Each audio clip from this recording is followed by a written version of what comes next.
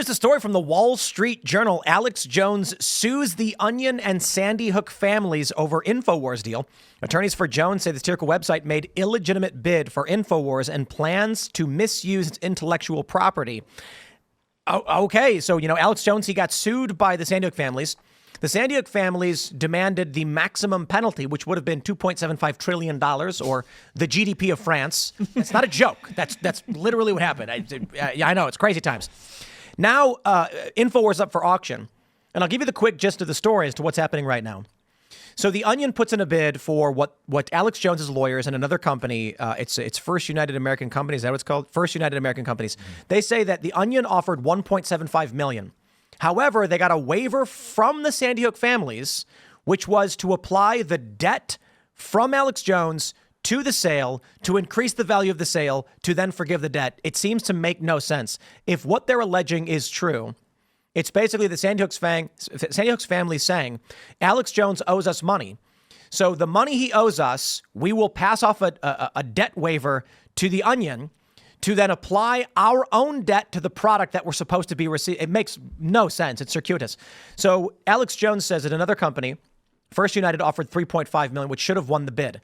But they changed the rules. They made it strange. And now the accusation from First United and Alex Jones is that the Onion is colluding with the families to basically bypass the legal rules of a public auction to sell the company, and that within the InfoWars properties are Alex Jones's personal IP. I believe he's saying it relates to his name and likeness, and that it cannot be sold. So it's improperly being sold. And that's the gist of the lawsuit right now. Mm-hmm. So now he's suing them. I mean, look, the way the whole thing goes, like trying to get the GDP of France out of somebody and then ending up with $1.5 billion. It's just stupid. None of it makes sense. I spoke to a couple of people, including one well-known homosexual billionaire. And the plan originally was to have somebody who's fond of Alex buy the whole thing and then just leave him in charge, So there'll be no effective change from the point of view of the viewers. And although Alex would lose ownership of the company, he would still have control of the broadcasts and nothing really would change. That was the plan. Obviously, it ended up being a stitch up, and it went to the guys it was always supposed to go to. But yes, there's an IP issue here where contractually, if your image rights are licensed to a company, that company can't sell your image rights to somebody else without your permission, normally. So yes, they tried to sell they overplayed their hand because they got so overconfident with this huge $1 trillion judgment, and they tried to sell Alex Jones's right to call himself Alex Jones, as part and parcel of the assets of InfoWars, right. And his X account. You want to make him an effigy, exactly, and you can't do that because Alex Jones has licensed the likeness and name of Alex Jones to InfoWars, which is the ordinary way of doing things, and so what they may end up with is some assets. By the way, that valuation is ridiculous. I mean, in the election year in 2016, I think Alex did like 60 million in product sales. Like, I don't know what I don't know why it's being undervalued like that. Probably for the benefit of the Onion, so they can buy it, right? Because that in itself is another humiliation ritual, right? I mean, Alex Jones's business. I can't speak to his profitability. I don't have visibility on that. But Alex has been a friend of mine for years, and I mean, the guy ships product like you would not believe. I mean, he's the most successful person in this space, and there's no close second, right? It's a $1 billion humiliation ritual. It is a billion. Well, it is a $1 billion business, right? Yep. InfoWars is a $1 billion business because they just ship that much product, right? Crazy. With the brand value and the amount of stuff that they sell, to sell it for a couple of million is its own kind of humiliation ritual. I think this stopped being about grieving parents a long time ago. Well, I hate to say this because you never know about people's interior lives, but I've never really understood how money makes grief better, and I've never really understood how if your child was taken away from you by some lunatic, how $2 million is going to make you feel better. To my mind, it would just make you feel worse. And there are certain, I won't name them, of course, but there are certain specific parents of these, dead kids that have behaved in such a way that. Well, I don't need to finish the sentence, do I? They also happen to have a book coming out soon. What's that? They have a book coming out soon as well. These parents. Oh, they're Interesting how that lines up. I've never seen anything like it in history. Parents cashing in on the deaths of their children. I've never seen anything like it in my life. And I got to say, tread carefully out of respect for Tim, but I will just say that this is not how grieving parents typically behave. This is not how I would behave if I lost somebody who I loved. And it's a very peculiar set of circumstances. And the more they go for Alex over this, the more questions I have about this story in the first place. 100%. That's all I'll say. The auction sounds like a hoax. Global Tetrahedron doesn't even sound. I don't know if it's a real company. The CEO, I think, is. I mean, you couldn't make it. You couldn't make it sound. Well, it's you like, couldn't make it sound any more satanic, could you? Yeah, Global for sure. Tetrahedron. That sounds like a nice guy. that's the Onion's joke. Right. The Onion was trying to make this one big joke. Yep. The issue is, did they legitimately offer a bid, or is the trustee just saying they win no matter what? If the argument is Alex Jones owes, think about it this way. They say Alex Jones owns $1.4 something billion. If the Sandy Hook families can apply any amount of that to anyone else's deal, it's literally impossible for anyone to win that auction. Yeah. That means there's no auction. I mean, Sandy Hook families just decide who can have InfoWars. But this is a bankruptcy proceeding. Nobody gets to just decide. There are rules, Right. There's a procedure to be followed. And if InfoWars is worth a certain amount of money, there has to be a tender process. I think Alex said the quote was, "The highest bid didn't win. The best bid won." Right, but you don't, in a bankruptcy proceeding, when you have there are a lot of rules, and you don't just get to say, oh well, there's somebody offering 50 million, but I'm going to take the 5 million because I think they're going to do better with the assets. Right. Like that's not how bankruptcy works, and so I mean. Thank God for Alex, because he's one of those people that just will not take it. The best part of the day when the administrative state, those thugs went into his studio and shut it down. Everyone, all the leftists online cheering. In 30 minutes, Alex Jones is in a new studio broadcasting. Yeah. You can't stop him. That is quintessential. He would be broadcasting from one of the tanks, Yes. Right. Because it's going to take him 30 days to get the title, so we'll broadcast from here. No, I mean that's Alex through and through, and Yep. and let me tell you also that the conversations that I have with people who are in a position to buy InfoWars for its true value, they are ready and willing to set him up all over again. So there's. Right.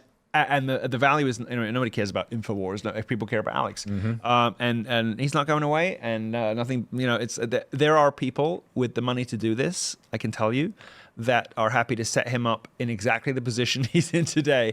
And bankruptcy, the way that bankruptcy works in most states, I presume it's the same in Texas, is that after the proceedings, anything you make afterwards is not subject to the seizures and to the freezes and all the rest of it. So anything that somebody might gift, grant, or get Alex involved in after the bankruptcy proceeding, or in somebody else's name, that whatever, there's nothing they can do. Well, look, some wealthy investor launches a company, hires Alex Jones as their principal personality, pays him a pittance, but gives him a corporate credit card. No, they don't need to pay him a pittance because after it depends on the nature of the bankruptcy proceedings, but they can either pay him nothing and then just give him the company in 7 years, or they can pay him a fortune and give him all his money back. Either way, you lose. Either way, the bad guys lose, and they will. Right. Yeah, it's just a smear campaign. I don't know what the parents, what their motives are for sure, but they seem like they're. Well, they're saying they have said it's literally to stop Alex Jones, to make it so he can't do his work. I mean, they do blame him. They can't, and there's no way to do it. And there's absolutely no way to shut that man up. You will never be able to do it. And okay, fine. Are you taking my bank? Are you taking my Twitter account? I'll just open a new one. Like this. But they can't take his Twitter account because Elon owns it. Yes, technically, yeah. The lawyers, ex-lawyers were at one of the hearings, I think. Right. To say, you can't take his Twitter. That's crazy. Is that what they said? I don't know if that's exactly what they said. I'm paraphrasing. I don't know that they would need to make an appearance to say that these companies have already asserted this in other cases where they said when people were selling their accounts, there was a statement put, this is 10 years ago. They said, you don't own your account, and we can disable it if we see that it's been transferred. Almost every account that you have with any social media service, you are in reality kind of operating a sort of free license to use your account on their services, which in most cases is terrible because they can ban you without recourse or they can do whatever. But in this case, it's good because there's an owner who has a say outside of InfoWars. Here's the abovethelaw.com demon ghoul Alex Jones sues Sandy Hook parents. I don't know what world these people live in. I've been watching a lot of the fake news stuff, the MSNBC stuff. It's all really funny to see them start groveling, but it's just it doesn't work anymore. The smears against Matt Gaetz, the smears against Alex Jones, the smears against Brett Kavanaugh, whatever it is, Donald Trump. Nobody cares. We're over it. Trump won. Republicans won. Regular people are just like, shut up. We don't want to hear it anymore. Alex is going to win in the end. They didn't just win. Did you see that map of county by county? The swings. They didn't just win. Yeah, it was a crushing defeat. This is a generational rejection. But have you seen Bill Maher, Jon Stewart, Charlemagne, Micah and Joe, all of these liberals, Ezra Klein, who a day before the election were like, Trump can't win, Kamala's going to win, this is bad. A day later are like, well, the Democrats, they should have got their act together. But that's because unlike in conservative media, they're paid to do it. They're paid to do that. And then when she loses, the checks stop coming, and the bots that are inflating their view accounts and enlarging their numbers on live streams suddenly stop showing up because no one's paying the bills anymore. The paid subscribers dry up. I mean, watching David Pakman, I don't know why I particularly enjoy David Pakman's tiers versus the others. He's not a particularly distinguished figure, but for some reason, I just enjoy his misery more than anybody else's. Watching him just sort of act mystified as to how he could have lost 5,000 paid subscribers. No, bro, they're not real. You're not popular. Like, do you own a mirror? Like, have you ever seen your show? Do you actually think that people would pay for this? Like, stop. He might think he does, though. No, it's impossible. No, it's impossible. I want to jump to this next story real quick, but I do have a quick question. Have you played Baldur's Gate 3? I haven't. Have you heard about it? I've heard that there's a character based on me. It's literally you, no question. No, the developer told me. Really? Yeah. When I bought the game, it's like a gay vampire or something, right? Yeah. Yeah. He's not. All the characters are gay. Like the whole game. Like because it's a given in a AAA game these days. Everybody's gay. I get it. But it's actually a function of the funny thing is originally they were all gay because they couldn't code between male and female, so they just said characters can love characters, and that's how you ended up with this. In this circumstance, it's literally just that they let they're all bi. They're all bi. Is that the name? Asterion. Asterion, that's right. Sorry. I bought Baldur's Gate 3. Yeah. Within 3 minutes or whatever, you encounter Asterion, and the moment I met him, I was like, "That's Milo Yiannopoulos." Somebody reached out and told me. But if you want to play a game featuring me, I have two better recommendations. The first one is Milo Tosser, which is not quite as exciting as it sounds. It's a game that came out in 2016 where you play an Iranian jihadi and you have to throw me off a roof and hit a target on the floor. Jeez. That's Milo Tosser. It's on Steam. And the other one is Postal 2. Where, there's a DLC called I think it's called Paradise Lost. Where on Postal 2 each level is a day of the week, and on Wednesday there's a coat check assistant where they actually reached out to me and I did the voices for it. Oh wow! So Postal 2 is one of those hyper violent. Is it on Steam? On Steam. Oh. Yeah, so I think it's called Postal 2 Paradise Lost. So I can only endorse games that I did the voiceovers for. Baldur's Gate 3 will be hearing from my lawyers. Yeah, so Asterion is a vampire spawn, and his character arc is that you can have him basically slaughter thousands of innocents to use their souls to become an ascended vampire. That's sort of analogous for my career, yeah. Yeah, that's right. Yeah. He's got my 2018 hair as well. Yes. Which you can't see today because I have another lawsuit I'm shortly to be involved in. Joe Burrow, if you're watching this, and you might be, I have seen you stealing my swag. Has anyone else seen this? No. Joe Burrow, The lesbian coach. Yeah. Put him up. Call him up. Call him up. Call him up. Serge, You got to pull Joe Burrow. Joe Burrow has been appearing. appearing in. Joe Burrow? Isn't that his name? The quarterback? Yeah, he's been appearing. Yeah. He's been showing up in frosted tips and pastel colors, and people will not stop sending me this. He's been stealing my swag. I mean, yeah. So I've got a new style icon, as viewers will, discerning and intelligent viewers will tell. My new style icon is of course Tim. Good choice. So how am I doing? Am I pulling it off? You're doing well. You're doing Thanks. well. Yeah. Is there anything You've got extra flair with the gold and everything. Well, I had to bring a little Milo to it. That's right. I did. But no, my new style icon is Tim Pool because my previous look has been stolen by Joe Burrow.